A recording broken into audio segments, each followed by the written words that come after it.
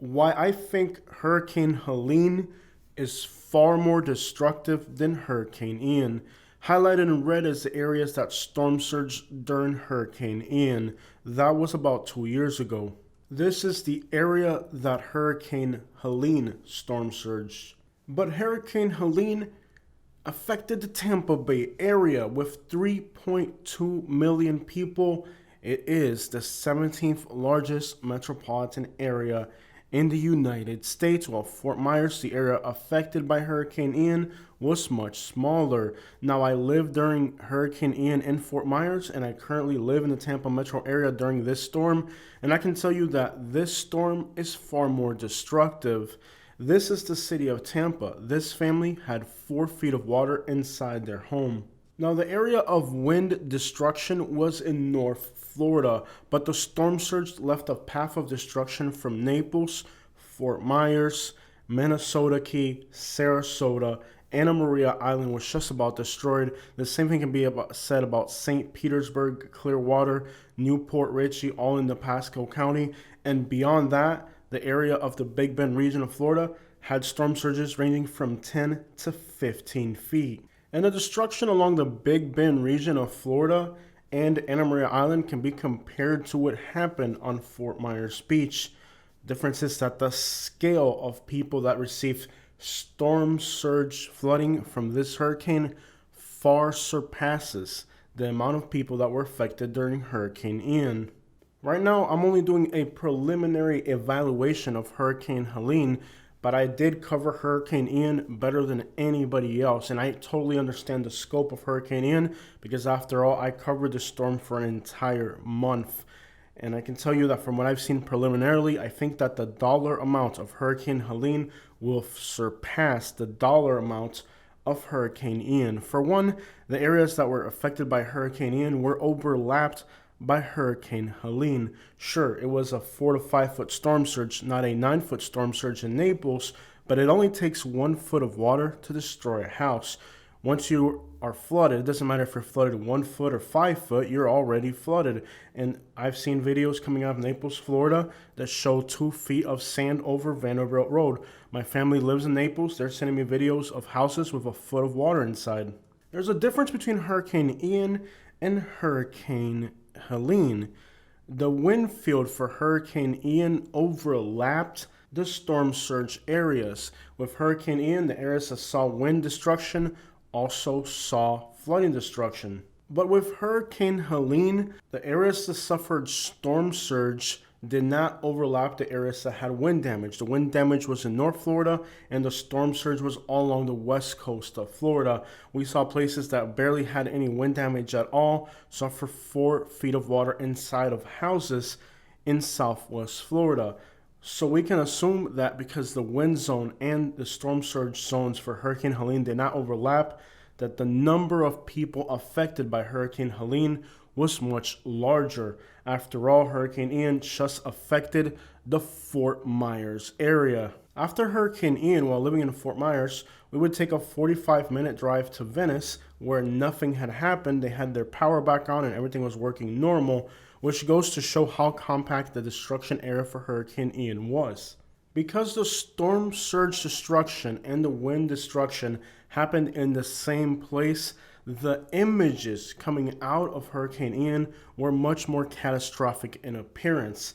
But when you consider the volume of people who were storm surged during Hurricane Helene, you'll see that the destruction monetarily is much larger. But there's also a difference. Fort Myers Beach is predominantly a wealthy area. So is the island of Sanibel in North Naples. The areas affected by Hurricane Ian were areas of a lot of wealth. Thus, these were mostly second homes that were empty. Most of the properties that were destroyed during Hurricane Ian were hotels, vacation rentals, or second homes. Possibly less than 25% of the properties destroyed by Hurricane Ian were actually properties that people were living in year-round.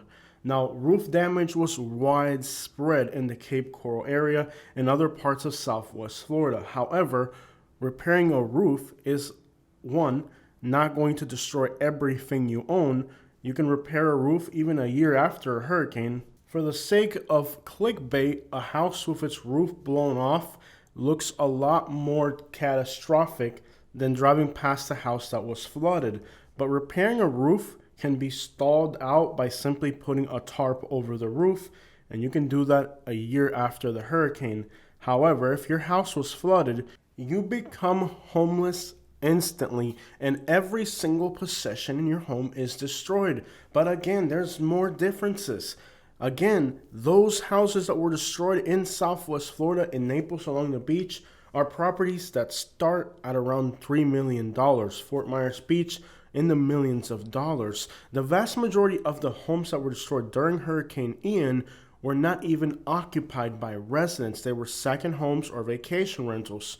However, Hurricane Helene is affecting areas that people are actually living in. Thus, the demand for housing and the amount of people that have become homeless because of Hurricane Helene will far surpass the number of people that became homeless from Hurricane Ian. So you have to understand the difference between a story that is very good for clickbaits, very good for news stories, very catastrophic and impressioning on the media, versus a storm that in real life affects many people. Sure, a house that looks intact from the outside but had 4 feet of water inside doesn't look photographic for the media, but those people's lives are going to be changed forever. And again, there's a difference between people who have second winter homes in Florida that are empty versus people who live in Pasco County in the Tampa area that are just regular working class people or individuals who retired affordably. The areas of poverty that were affected by Hurricane Ian were limited to Pine Manor, Harlem Heights, and North Fort Myers. Guys, the impact of Hurricane Helene in areas that are affordable and poor is massively larger. Hurricane Helene will leave more people homeless than Hurricane Ian ever could. And not only are they people that are being left homeless, they're people who are retired, elderly, cannot afford to rebuild, and frankly, there isn't enough housing in Florida right now to accommodate the people that did become homeless, even if they did have money to find another home. Take a look at the St. Petersburg area. These residential communities are nice homes that were flooded by storm surge. Now, it wasn't the entire city of St. Petersburg that had storm surge, but most of these houses are actually occupied year-round, and the residents are here now.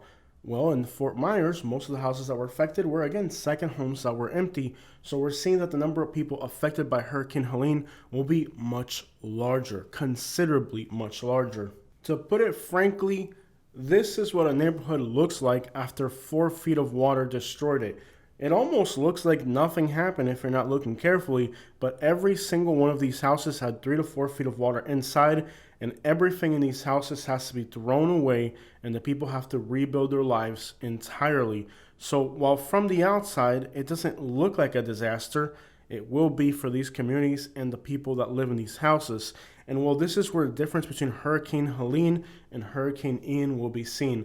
Hurricane Helene leaves neighborhoods looking like this. It looks like almost nothing happened, but inside, these are regular working class people who live in these houses, and now their houses are full of mold, and it can cost upwards of $100,000 to have somebody go in there and repair these properties. On the other hand, these are the impactful images that came out of Hurricane Ian. Houses completely destroyed, but there's a missing element. These houses are people's second winter homes. Nobody was actually living in none of these houses. So you have to understand again the difference between big giant houses like this that we saw there in Hurricane Ian, that for some reason or another were just empty homes that nobody was living in. Vacation rentals, not even. These are just second winter homes. Most of the coast along Fort Myers is nothing but this. Giant mansions that are empty half the year. Compare that to the real life situation that people are facing in places like Pasco County. These are elderly people who retired in Florida affordably. You can see that every one of these units was practically occupied, and in a small little area you have hundreds of people living. One single house in Fort Myers Beach that was empty is bigger than where here hundreds of people are living. And this is the difference between Pasco County, an area that was affected in this manner by Hurricane Helene, versus Hurricane Ian. Hurricane Ian might have looked great for the images on the internet, but this doesn't look photogenic. This doesn't look like a disaster zone. This is not something that the media is going to cover. And if they do, it isn't going to get the same amount of views as Hurricane Ian did because this isn't media photogenic. It doesn't look attractive. Also, the media is complicit with a lot of the changes that are happening today. During the time of Hurricane Ian, the governor wanted to garnish attention. Right now, with implementations of laws like the homeless law that are coming to the state of Florida, October 1st, the governor's anti-camping law takes effect. In just 2 more days, anybody camping outside of their homes in Florida is committing an arrestable offense because that's the governor's new anti-homeless law. Now, thousands of people, predominantly elderly people, most likely voted for that governor, are now looking at their houses with 4 feet of water and knowing that if they were to camp outside their house, which is practically the only solution they're going to have, by October 1st, most of these houses are going to start to stink like mold and sleeping inside will become toxic. They are going to see themselves outside, homeless, and likely getting arrested for camping outdoors as the new law stipulates. Now, the governor now is hiding. He isn't showing his face. He remember Hurricane Ian, all those lengthy press conferences he did down there in Lee County, Florida? None of that is going to take place now because the governor is in hot water. He's going to run into issues with this new law, and the timing couldn't have been worse. Imagine an anti-camping law taking effect the day that thousands of people in the state are entering homelessness because of a hurricane. And now if they go camp outside in their yard, the only solution that they're going to have until they can find housing, like if the state of Florida already didn't have homeless camps everywhere, there's already homeless camps all over the state of Florida. This homeless camp here is right behind the apartments we just saw. The people that are living in these apartments, they may have felt indifferent from those homeless people living behind the apartments in the woods, but now they're going to have to join them. So we're not going to be seeing those lengthy press conferences that we saw 2 years ago after Hurricane Ian from the governor because the people of Florida are very discontent. Imagine an anti-camping law taking effect practically as thousands of people are finding that they're homeless. Now, this is Dunellen, right north of Clearwater. There are a lot of wealthy communities like this that were affected by this hurricane, but you can already see that these people have work crews out there already fixing the destruction. So just like in Fort Myers, where the rich people were able to quickly assimilate to the destruction, just like this rich, fancy neighborhood here in Dunedin, north of Clearwater, they already got people going in there and cleaning everything up and getting ready. But see, there's a difference between the poor people. The rich people, they got work crews out there fixing everything up, and these people will get back to normal in no time. After all, they're rich. They'll have 2 or 3 homes in other parts of the country. But that's not the difference. You didn't see any work crews in those old mobile home parks and all those elderly communities. You don't see all these workers there. You see people who are helping their family members, friends who are helping friends, and that's really the difference. The rich people are going to rebuild no matter what, but what's going to happen to possibly hundreds of thousands of people who suffered storm surge damage, who are elderly, who are infirmed, who most likely are not going to have their properties insured? The areas affected by Hurricane Ian were areas where the houses are new and the insurance companies are more likely to pay. However, when you look at the areas that were destroyed by Hurricane Helene, these are poor, older areas that are practically uninsurable under the state's new laws because they're properties that are too old, they're mobile homes. In other words, they're all screwed. They're not going to get any money because the properties are too old. They didn't meet the new requirements of the insurance companies. These are hundreds of thousands of people who are literally contemplating homelessness because of Hurricane Helene. I'm going to remind you, it may not look like Hurricane Helene was worse than Hurricane Ian on social media, but I assure you that the amount of Floridians that are going to be affected by Hurricane Helene and now contemplating homelessness is much more vast than the number of people that were displaced by Hurricane Ian. Many people like myself who were displaced or inconvenienced by Hurricane Ian were able to move further north into more affordable areas. The people that are affected by Hurricane Helene have nowhere else more affordable to go within the state. They are the affordable areas. The insurance crisis in the state of Florida happened after Hurricane Ian. And what that means is that the laws and the way insurance works today in the state of Florida is different than during Hurricane Ian. So perhaps even when we get the official numbers, the numbers that we're going to see on the news of damages from Hurricane Helene will only reflect the damages that insurance companies covered. It will not actually reflect the realistic damage that was done by this hurricane, since many of the people that are affected by this hurricane are individuals who are uninsured, and thus, how do you even tally up that number? There's a vast difference in the Fort Myers and Naples area where everybody's wealthy, everybody has financial accountability and insurance for everything, versus poor areas where people have houses paid off and there's no telling how much it's actually going to cost these individuals to have to renovate these properties. In other words, even the official numbers will not reflect the reality and the difference between Hurricane Ian and Hurricane Helene. So far, the death tolls for Hurricane Helene are far smaller than Hurricane Ian. But if you guys remember of Hurricane Ian, they tried to cover up the death toll until way after the event had happened. We don't know what the death toll is for Hurricane Helene, and it doesn't do us any good to speculate, but we're not going to get these official numbers for a while.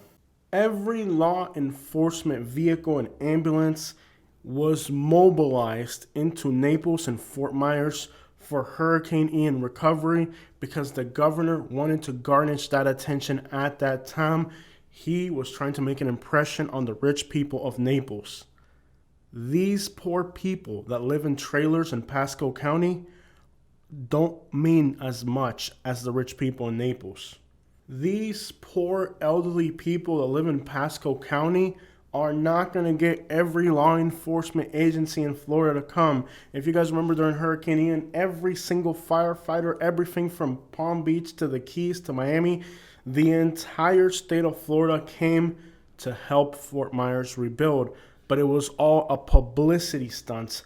Now when the poor people in Pasco and Pinellas County that are poor and can't rebuild in their elderly find themselves in the same situation, you see absolutely nothing. In fact, the only thing that I saw while traveling through Pasco County was the local law enforcement patrolling the wealthier neighborhoods so that the poor people in Pasco County don't go looting in the rich areas. Those rich neighborhoods along the coast in Pasco County are covered with police presence. They've put up signs that say locals only, no trespassing, no entering. And every 2 to 3 minutes, a police car rides around to make sure that the rich people that live along the coast are not being looted. But the rest of Pasco County, you don't see cops, you don't see ambulances, you don't see law enforcement agencies from other part of the state.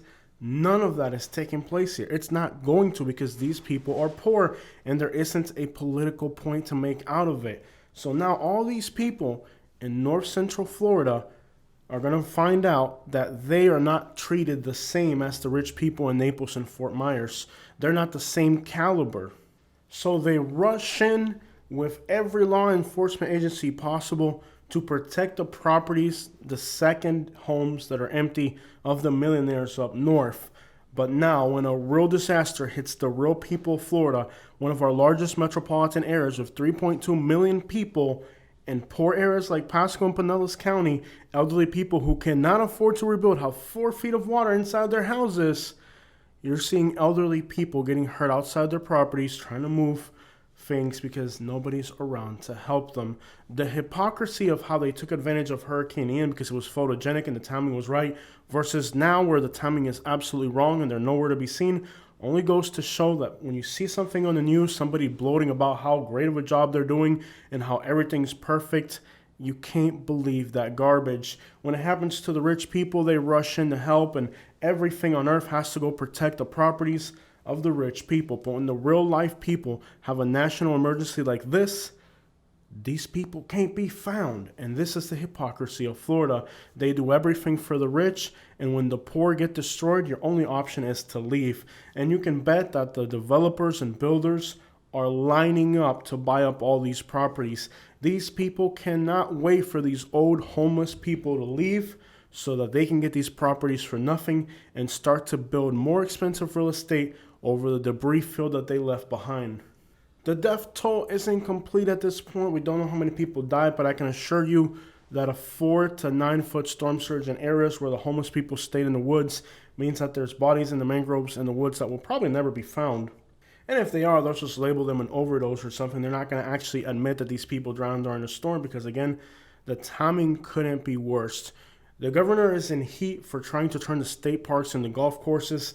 Now he has an anti-camping law when thousands of people are going to have to camp for the rest of the year until they figure out what the crap they're going to do. The timing couldn't be any worse. So the reality of the situation in Florida right now is that it isn't, if he goes in front of those press conferences right now, they're going to ask a few questions that he may not be prepared to answer. Their best option is to hide and to make small little remarks here and there about the situation. But are we going to see the same thing happen here as we saw in Fort Myers? Probably not. What's going to happen is that Pasco County, Pinellas, these areas are going to become complete, utter slums.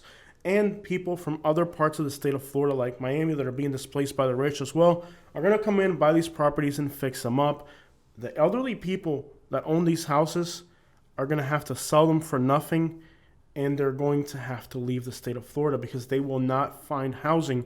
All these rich people along the coast up that way and all throughout Florida, they lost their homes, but they're still going to come down to Florida for the winter, which means it's going to drive up rental properties in the winter to unbelievable prices. It happened with Hurricane Ian, and those were not even essential properties. These were second homes. So imagine now that full-time homes of people that are somewhat more affluent are destroyed.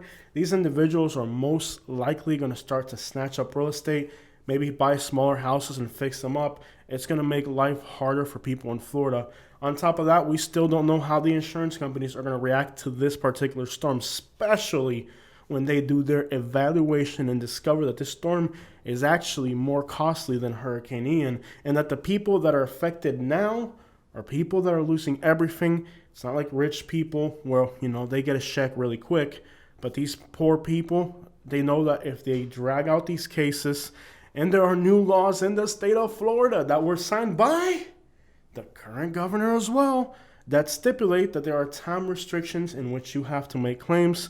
In other words, the governor's new laws about insurances and changes about lawsuits and things like that were laws that were designed by these insurance companies, passed by the governor of Florida, and now these individuals are going to find out that the insurance companies are actually going to drag out all the lawsuits that they have.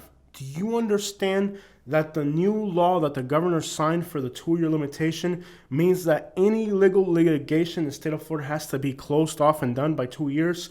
All these insurance companies are going to do is say they're overwhelmed, not answer the phones, take as long as they possibly can, and if they prolong the process long enough, the people will run out of time. All the insurance companies have to do now is litigate, and they won't have to pay anything. And there's a difference between when somebody in Naples, who's a millionaire, has a lot of monetary ability to defend their cases. When it's an old lady who lost her home and now she's homeless, they can offer her $8,000 so she can get a hotel next week and settle the situation. They can't do that with people who are multimillionaires when their winter homes in Florida are destroyed. The state of Florida has been getting screwed infinitely, and the people continue to not see how the changes that are happening in the state of Florida are happening at the hand of insurance companies. People in Florida are just blind. They're getting robbed. The amount of corruption that's taking place in the state. I'm telling you guys, all these legal changes that are happening in the state of Florida are aimed and they're coming from the insurance companies. They have all of the politicians in their hands, and they're ensuring that when these types of things happen, they can charge you every month for insurance, but they don't have to pay you for it. Of course, they always pay the rich people first, but when the regular people go to get a claim, they're going to find that the new state laws that the governor recently signed are going to screw them infinitely. I'm not coming at you from a political perspective. I'm letting you know from a legal perspective that the new laws that recently took effect in the state of Florida are screwing over a lot of people. I made a video recently talking about how I lost the legal case simply because I don't have enough time to defend it because of the governor's new laws.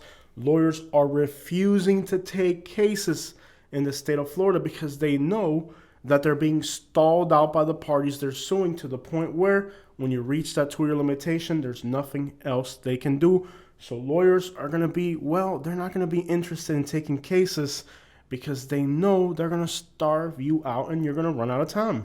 This isn't political rhetoric. I'm not pushing political rhetoric on today's video. I'm letting you know these are the laws. This is how these laws came into place. These are the players at stake, and you're the victim. But somehow people can't listen to what I'm saying because they want to label the angle it's coming from. My angle is coming from giving you things raw how they are, and I don't care which lane it falls under.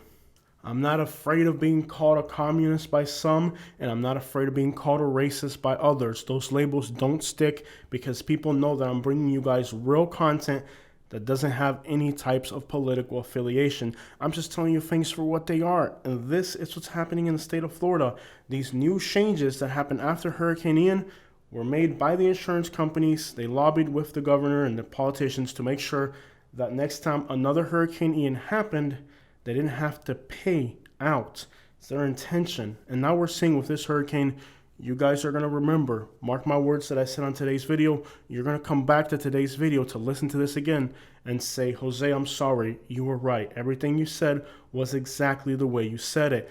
By the way, when I talked about the Latinos being victimized in Alabama, a lot of people who called me a liar are now coming back to my channel and saying, I'm sorry, Jose, you were right, because now the evidence is overwhelming. When I told you guys that the Lee County Sheriff was a crook, you guys called me a cop hater and said, you're just hating on him because he's a cop and you're a cop hater. Now the same people who called me a cop hater are coming back to my channel, apologizing and saying, Jose, you were right. I saw the videos. I saw the criminal allegations. This guy was a crook. He was diverting funds for his own personal use, exactly like you said. Sometimes it takes a year or two for people to have to come back to my channel and apologize and say, you know what, Jose, you were right all along. But the crazy thing is, I'm not a genius. These things are wide open. You can see right through these people's crap and see what's really going on. But people are so blinded by their political ideology that things that are right in their face, they can't see them. I am not a genius. I'm not a fortune teller. And these things are wide open. Okay? When you see a new law, like the law that the governor signed for lawyers, where it limits it to 2 years, who do you think benefits from that law? Who do you think lobbied for that law? It couldn't have been anybody but the insurance companies. Do you really think the people of Florida are going to lobby for that? Of course not. But they tell the people of Florida, oh, this is to make sure that those Cubans in Miami aren't scamming. Well, let's see who's a scammer now when it's your house who's in 4 feet of water. So that's the thing. People are told to believe something. They believe it blindly. But you can see the intentions of these laws. Laws have intentions. Every law has an intended purpose. When you see a new law, don't read what the law says. Read what the intended purpose of that law is. When you understand what the intended purpose of the law is, you'll find out that a vast majority of the laws that are taking place in the state of Florida right now are not to make the state of Florida a better place, but to protect the interests of a few elite individuals. A lot of people are going to call me crazy for labeling Hurricane Helene more disastrous than Hurricane Ian, especially as a preliminary evaluation. But you guys will see in the coming months, if not years, that what I said was true. You cannot compare rich people's second homes that are empty 95% of the year to the real people here in the Tampa Bay area whose houses are now flooded. And we're going to find out that the insurance companies have been making laws over the last few years to make sure that they don't have to pay out money like they did with Hurricane Ian. This is the truth about this situation. It may take some time for people to figure it out, but they'll come back and tell me you're right. And it's not because I'm a genius. It's because these things are being done blatantly. This is preliminarily the areas that I can see were flooded by Hurricane Helene in the Tampa area that had storm surge flooding. The vast majority of Ruskin, Florida, for example, entire neighborhoods like Palmetto Beach, most of the coast is completely and utterly destroyed. From Anna Maria Island to St. Pete Beach, you can't even get into these areas yet, so we can assume the destruction there is somewhat comparable to Fort Myers Beach. But there's even a larger difference between this hurricane and Hurricane Ian. Hurricane Ian, you still had alternative options on the west coast of Florida because only Fort Myers was destroyed. Guys, the entire western coast of Florida, short of the Panhandle, has been destroyed by this hurricane. It is not the same situation. This is a much larger scale situation. And again, it may not look so photogenic, but real life effect of this hurricane is much more devastation to the real life people within the state of Florida.